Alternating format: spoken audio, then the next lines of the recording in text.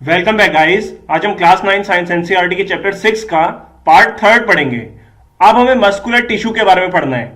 तो muscular tissue एक ऐसा टिश्यू होता है जो हमारी बॉडी में मूवमेंट करता है।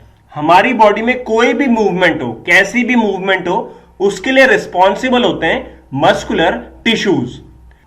Muscular tissue consist of elongated cells also called muscle fibres.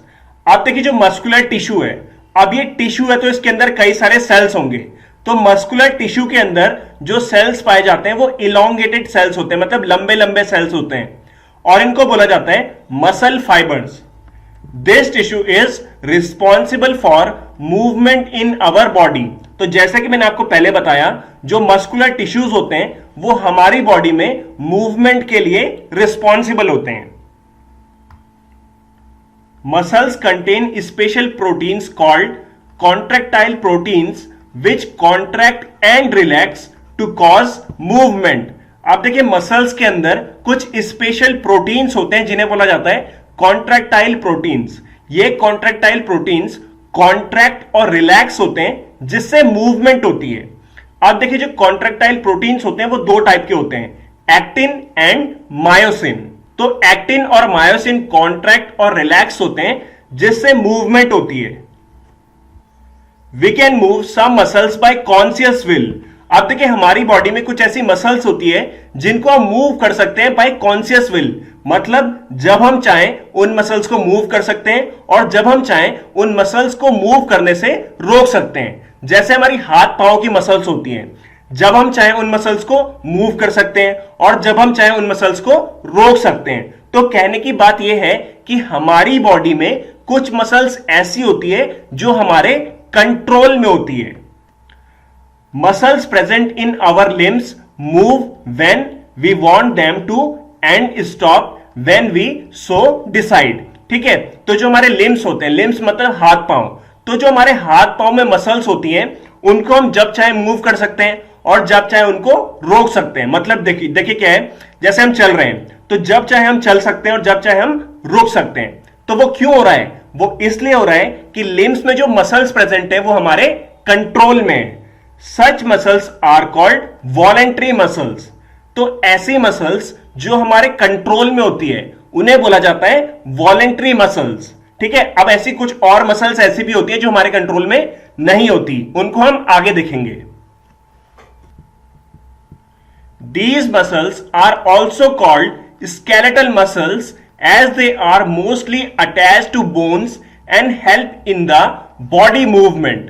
तो देखिए, जो मसल्स होती हैं, वॉलेंट्री मसल्स जो होती हैं, इनको स्केलेटल मसल्स भी बोला जाता है क्योंकि ये स्केलेटल से जुड़ी रहती है, मतलब हड्डियों से जुड़ी रहती है और ये हमारी बॉडी में मूवमेंट में हेल्प करती हैं।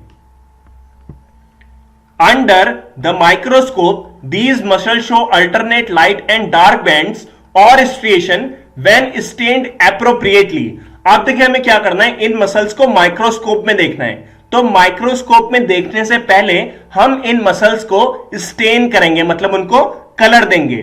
अब देखिए, नॉर्मली अगर हम क्या करें, मसल्स को बिना स्टेन करें, मतलब बिना कलर दिए उनको माइक्रोस्कोप में देखें तो हमें कुछ भी क्लियर नहीं दिखेगा। इसलिए हम क्या करते हैं, मसल्स को पहले स्टेन करते हैं, मतलब उनको कलर देते हैं, उसके बाद माइक्रोस्कोप में देखते हैं जिससे हमें वो पूरे अच्छे से क्लियरली दिखता है।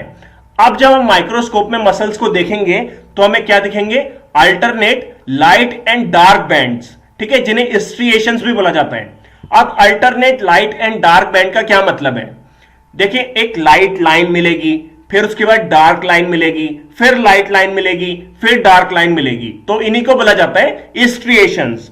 तो अगर आप फिगर में देखें तो ये है डार्क लाइन, ये है लाइट लाइन, फिर है डार्क लाइन, फिर है लाइट लाइन, तो इन्हीं को बोला जाता है striations. Alternate light and dark bands को क्या बोला जाता है? स्ट्रिएशंस। अब मैंने आपको शुरू में बताया था कि जो कॉन्ट्रैक्टाइल प्रोटीन होते हैं वो दो टाइप के होते हैं, एक होता है एक्टिन और एक होता है मायोसिन। ठीक है, तो ये जो alternate light and dark band है ना, ये क्या है? एक्टिन मायोसिन, फिर एक्टिन, फिर मायोसिन। ठीक है, तो ये अल्टरनेट ऐसे चलते रहते हैं। तो इन्हीं एक्टिन एंड मायोसिन की वजह से इसमें स्ट्रिएशंस होती है।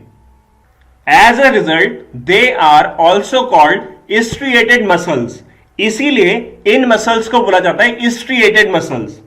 तो देखिए इसके तीन नाम हुए। पहला आता है वॉलेंट्री मसल, फिर आता है स्केलेटल मसल, फिर आता है स्ट्रिएटेड मसल्स। तो ये तीनों के तीनों एक ही मसल्स हैं। The cells of this tissue are long, cylindrical, unbranched and multi nucleated having many nuclei. तो मल्टी न्यूक्लिएटेड का क्या मतलब हुआ कि एक मसल फाइबर के अंदर कई सारे न्यूक्लियस होते हैं, तो उसको बोला जाता है मल्टी न्यूक्लिएटेड। तो देखिए अब इन सारी चीजों को हम फिगर की मदद से समझेंगे। तो सबसे पहले जैसे हमने बात कर ली थी कि स्ट्रिएशंस क्या होती है, alternate light and dark bands को बोला जाता है स्ट्रिएशंस। अब उसके बाद हमने क्या पढ़ा कि जो सेल्स होते हैं, ठीक है, कैसे होते हैं, लॉन्ग होते हैं। तो देखिए लंबे लंबे से सेल्स हैं, ठीक है। फिर ये सिलेंड्रिकल होते हैं, तो सिलेंड्रिकल शेप के हैं ये। इसके अलावा अनब्रांच्ड होते हैं, इसमें कोई भी ब्रांच ऐसे करके नहीं निकली रहती। और मल्टी न्यूक्लिएटेड होते हैं, तो इसमें आप देखें तो ये एक न्यूक्लियस, ये एक न्यूक्लियस, ये एक न्यूक्लियस, ये एक न्यूक्लियस। तो इसमें क्या हुआ, मल्टी न्यूक्लिएटेड कंडीशन हो गई, ठीक है। तो ये सारी प्रॉपर्टीज हैं किसकी, स्केलेटल मसल्स की। तो देखिए हमने क्या पढ़ा, कुछ मसल्स होती हैं जो हमारे कंट्रोल में होती है, उन्हें बोला जाता है वॉलेंट्री मसल्स। अब ये जो वॉलेंट्री मसल्स होती हैं ये स्केलेटन से जुड़ी रहती है, मतलब हड्डियों से जुड़ी रहती है, तो इसलिए इनको बोला जाता है स्केलेटल मसल्स, ठीक है। अब इन स्केलेटल मसल्स में क्या रहती है, स्ट्रिएशंस रहती है, तो इसलिए इनको और क्या बोला जाता है, स्ट्रिएटेड मसल्स। ओके, अब इनकी प्रॉपर्टीज क्या है, ये लॉन्ग होती है, सिलेंड्रिकल होती है, अनब्रांच्ड होती है और मल्टी न्यूक्लिएटेड होती है। तो ये चीजें आपको ध्यान रखनी है।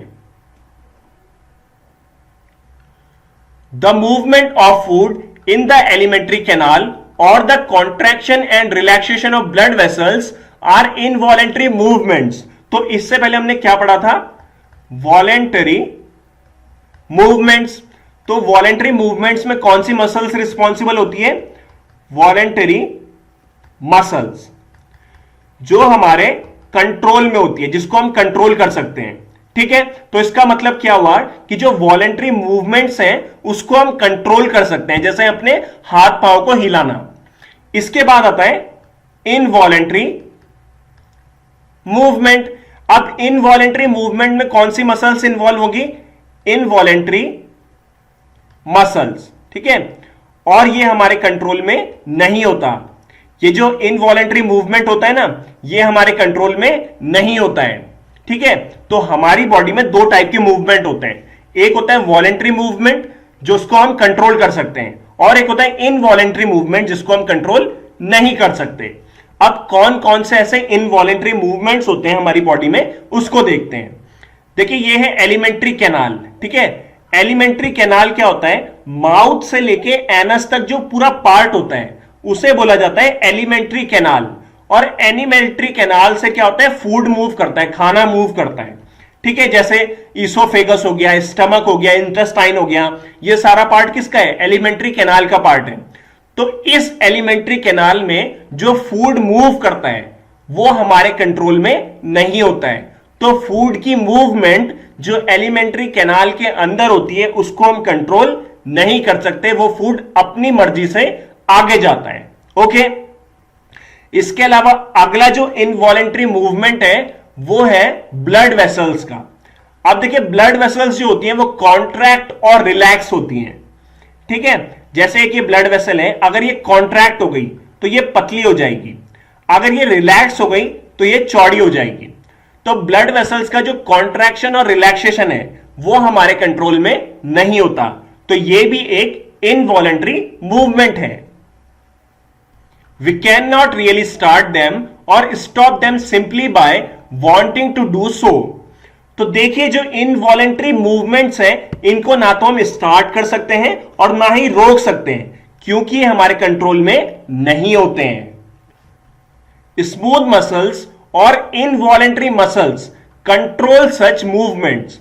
तो देखिए जितने भी इनवॉलेंट्री मूवमेंट्स होते हैं उसको कौन कंट्रोल करता है, स्मूथ मसल्स। और स्मूथ मसल्स को और क्या बोला जाता है, इनवॉलेंट्री मसल्स। तो इनवॉलेंट्री मसल्स कैसी होती है, जो हमारे कंट्रोल में नहीं होती हैं। They are also found in the iris of the eye. तो आई का जो आइरिस पार्ट होता है उसमें भी स्मूथ मसल्स मिलती है। यूरेटर होता है, यूरेटर क्या होता है, देखिए हमारी किडनी है, ठीक है, इस किडनी से ऐसे करके ट्यूब निकलती है और ये क्या है, हमारा यूरिनरी ब्लैडर जिसमें यूरिन भरती है। तो किडनी से जो यूरिन यूरिनरी ब्लैडर तक आती है वो इस ट्यूब की मदद से आती है और इस ट्यूब को बोला जाता है यूरेटर, ठीक है। तो इस यूरेटर में भी क्या होता है, स्मूथ मसल्स होते हैं। And in the bronchi of the lungs, और लंग्स का जो ब्रोंकाई होता है उसमें भी क्या मिलते हैं, स्मूथ मसल्स, मतलब involuntary muscles. The cells are long with pointed ends, spindle shaped. अब देखिए स्मूथ मसल्स के जो सेल होते हैं वो कैसे होते हैं, लॉन्ग होते हैं, विथ पॉइंटेड एंड्स होते हैं। देखिए जैसे ये क्या है, ये एक सेल है, ठीक है, स्मूथ मसल का ये सेल है। अब ये कैसा है, लॉन्ग है, और इसके जो एंड है वो कैसे हैं, पॉइंटेड, और ऐसी शेप को बोला जाता है स्पिंडल शेप, ठीक है। तो स्मूथ मसल्स के जो मसल सेल्स होते हैं वो किस शेप के होते हैं, स्पिंडल शेप के होते हैं। And uninucleated having a single nucleus, और इनमें क्या होता है, सिंगल न्यूक्लियस होता है। हमने इससे पहले क्या पढ़ा था, वॉलेंट्री मसल्स। तो जो वॉलेंट्री मसल्स होती हैं उनमें क्या होती है, मल्टी न्यूक्लिएटेड, पर जो ये इनवॉलेंट्री मसल है इसमें क्या होते हैं, यूनिन्यूक्लिएटेड। यूनिन्यूक्लिएटेड का मतलब क्या है कि इसमें हर सेल में एक ही न्यूक्लियस मिलेगा। तो देखिए जैसे एक ये सेल है, इसमें आप देखेंगे सिर्फ यहीं पे न्यूक्लियस मिल रहा है, मतलब हर सेल के अंदर एक ही न्यूक्लियस मिल रहा है, तो इसीलिए इसको बोला जाता है uninucleated. They are also called unstriated muscles. अब ये जो स्मूथ मसल्स होती है इनको अनस्ट्रिएटेड मसल्स भी बोला जाता है। अनस्ट्रिएटेड मसल्स क्यों बोला जाता है, क्योंकि इनमें स्ट्रिएशंस नहीं दिखती है। स्ट्रिएशंस का मतलब है कि इनमें लाइट एंड डार्क बैंड नहीं दिखते हैं। देखिए ये याद रखना कि जो स्मूथ मसल्स होते हैं इनमें लाइट एंड डार्क बैंड होते तो हैं पर दिखते नहीं है, इसीलिए इनको बोला जाता है अनस्ट्रिएटेड मसल्स या स्मूथ मसल्स। तो देखिए अभी तक हमने दो मसल्स के बारे में पढ़ा। पहली कौन सी थी, वॉलेंटरी मसल, ठीक है। वॉलेंटरी मसल को और क्या बोलते हैं, स्केलेटल मसल। अब स्केलेटल मसल क्यों बोलते हैं, क्योंकि ये हड्डी से जुड़ी रहती है। फिर इसको और क्या बोलते हैं, स्ट्रिएटेड मसल्स, क्योंकि इसमें क्या रहती है, स्ट्रिएशंस रहती है। फिर हमने क्या पढ़ा, हमने पढ़ा इनवॉलेंटरी मसल, ठीक है। इनवॉलेंटरी मसल को और क्या बोला जाता है, स्मूथ मसल, ठीक है। और अच्छा ये जो स्मूथ मसल्स होती हैं, जो इनवॉलेंटरी मसल्स होती है ना, ये हड्डियों से नहीं जुड़ी हुई रहती है, ये याद रखना। अब स्मूथ मसल्स को और क्या बोलते हैं, अनस्ट्रिएटेड मसल्स, क्योंकि इसमें लाइट और डार्क बैंड नहीं दिखते हैं, मतलब स्ट्रिएशंस नहीं दिखती हैं। तो ये अभी तक हमने दो टाइप की मसल्स पढ़ी। The muscles of the heart show rhythmic contraction and relaxation through out life. अब देखिए हमारा हार्ट है, हमारा दिल है। अब जो हमारा हार्ट है उसमें भी मसल्स होंगी, और हार्ट की जो मसल्स होती हैं वो कॉन्ट्रैक्ट और रिलैक्स करती रहती हैं जब तक हम जिंदा रहते हैं। तो हमारा हार्ट तब तक काम करता रहता है जब तक कि हम जिंदा रहते हैं। These involuntary muscles are called cardiac muscles. तो देखिए हार्ट अपनी मर्जी से हार्ट बीट करता है ना, मतलब हार्ट जो है वो अपनी मर्जी से कॉन्ट्रैक्ट और रिलैक्स करता है, उसको तो हम कंट्रोल नहीं कर सकते। तो हार्ट में जो मूवमेंट हो रहा है वो कैसा हो रहा है, इनवॉलेंटरी मूवमेंट, क्योंकि उसको हम कंट्रोल नहीं कर सकते। तो हार्ट में जो मसल्स मिलती है उनको इनवॉलेंटरी मसल्स भी बोला जाता है, क्योंकि ये मसल्स हमारे कंट्रोल में नहीं होती। और स्पेसिफिकली इन मसल्स को, मतलब हार्ट की मसल्स को बोला जाता है कार्डियक मसल्स, ठीक है। याद रखना हार्ट की जो मसल्स होती है उन्हें क्या बोला जाता है, कार्डियक मसल्स। देखिए हार्ट की मसल्स की जो सेल्स होती हैं वो सिलेंड्रिकल होती है, ब्रांच्ड होती है एंड यूनिन्यूक्लिएटेड होती है, मतलब इनमें एक ही न्यूक्लियस होता है। तो देखिए ये है हार्ट की मसल का एक सेल, ठीक है। ये यहां से लेके यहां तक क्या है, हार्ट की मसल का एक सेल है। तो ये कैसा है, सिलेंड्रिकल है ना, सिलेंड्रिकल है, ब्रांच्ड है। तो यहां पे देखिए ब्रांच निकल रही है इसलिए ये ब्रांच्ड है, और ये यूनिन्यूक्लिएटेड है। तो ये एक सेल है, इसमें कितने न्यूक्लियस हैं? ये एक न्यूक्लियस है, इसलिए इसको बोला जाता है यूनिन्यूक्लिएटेड। ठीक है, तो आपको याद क्या रखना है, जो हार्ट की मसल्स होती है वो इनवॉलेंट्री मसल्स होती हैं, और इन मसल्स को बोला जाता है कार्डियक मसल्स। ठीक है, साथ ही इन मसल्स के जो सेल्स होते हैं वो सिलेंड्रिकल होते हैं, ब्रांच्ड होते हैं और यूनिन्यूक्लिएटेड होते हैं। अब हमें पढ़ना है नर्व टिश्यू के बारे में।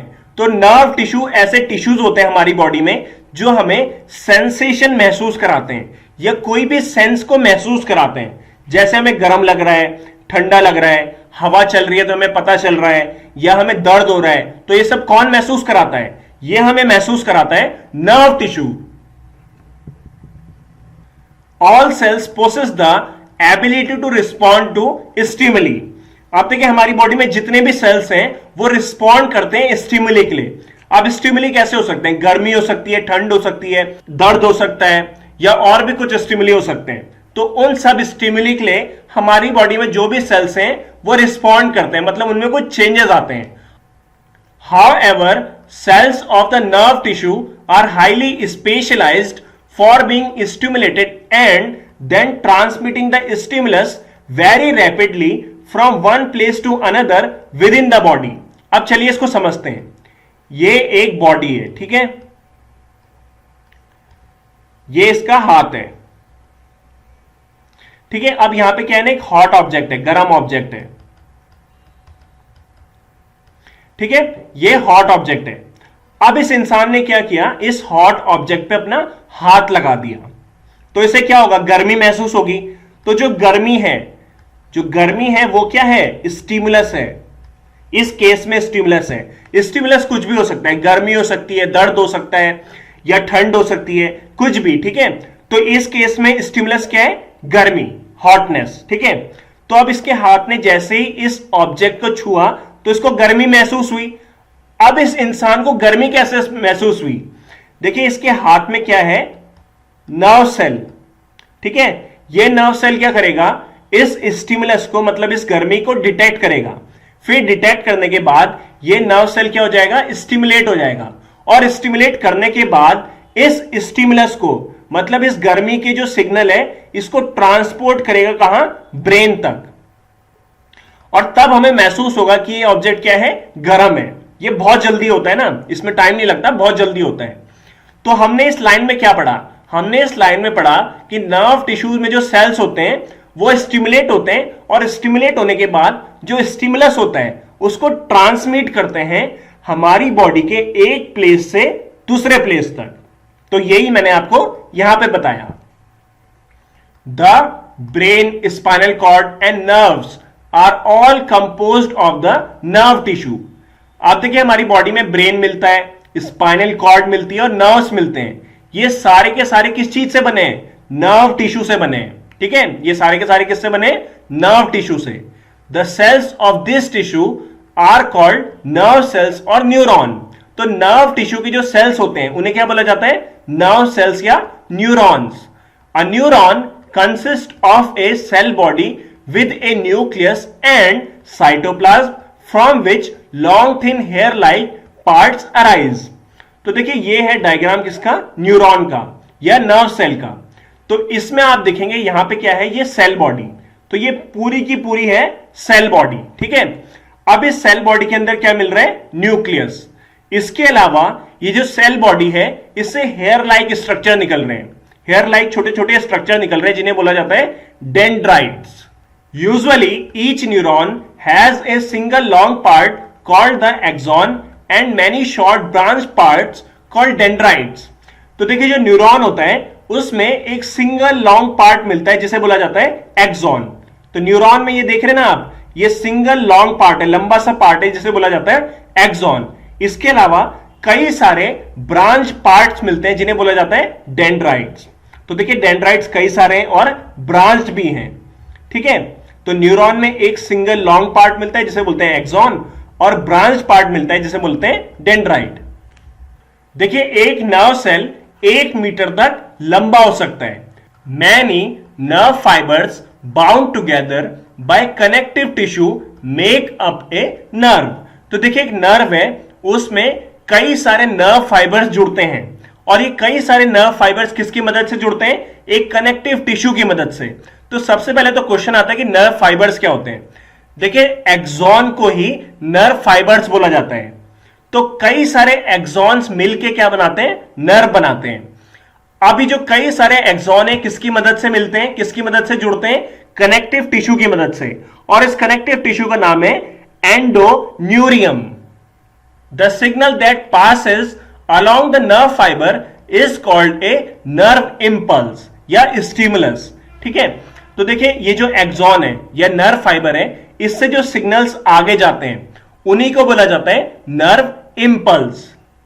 देखिए, नर्व इंपल्स की मदद से ही हम जब चाहें अपनी मसल्स को मूव कर सकते हैं। चलिए इसको समझते हैं। देखिए, ये है ब्रेन। ठीक है, अब मैं सोच रहा हूं कि मुझे चलना है। अब जब मुझे चलना है तो चलने के लिए मेरे पांव की जो मसल्स हैं उसमें मूवमेंट होना जरूरी है। ठीक है, और हमने क्या पढ़ा है कि नर्व इंपल्स की मदद से ही मसल में मूवमेंट होती है, मतलब हम चल पाते हैं। ठीक है, तो इसी को समझना है हमें। तो देखिए, मेरे ब्रेन में पहले क्या हुआ? थिंकिंग हुई कि मुझे चलना है। उससे एक सिग्नल प्रोड्यूस हुआ जिसको बोला जाता है नर्व इंपल्स। ठीक है, ये करंट की फॉर्म में होता है, मतलब करंट होता है ये। अब क्या है, ये जो नर्व इंपल्स है, जो सिग्नल है, ये मेरे पांव तक पहुंचेगा। ठीक है, मतलब मेरे फुट तक पहुंचेगा, और फुट की जो मसल्स है वहां तक पहुंचेगा। अब ब्रेन से फुट तक इस नर्व इंपल्स को पहुंचाने का काम किसने किया? नर्व सेल ने। ठीक है, तो नर्व सेल क्या करेगा? इस नर्व इंपल्स को ब्रेन से मेरे पांव की मसल्स तक पहुंचाएगा, जिससे मेरी मसल्स में मूवमेंट होगा और मैं चल पाऊंगा। देखिए, कई सारे एनिमल्स में नर्व्स एंड मसल्स का फंक्शनल कॉम्बिनेशन मिलता है, मतलब नर्व्स और मसल्स की मदद से ही हम मूव कर पाते हैं, मतलब चल पाते हैं या अपने हाथ पांव को हिला पाते हैं। तो देखिए, इसी कॉम्बिनेशन की वजह से, कॉम्बिनेशन कौन सा है? नर्व और मसल्स का जो कॉम्बिनेशन है, इसी की वजह से जो एनिमल्स हैं वो रैपिडली मूव कर पाते हैं in response to stimuli. Bye bye.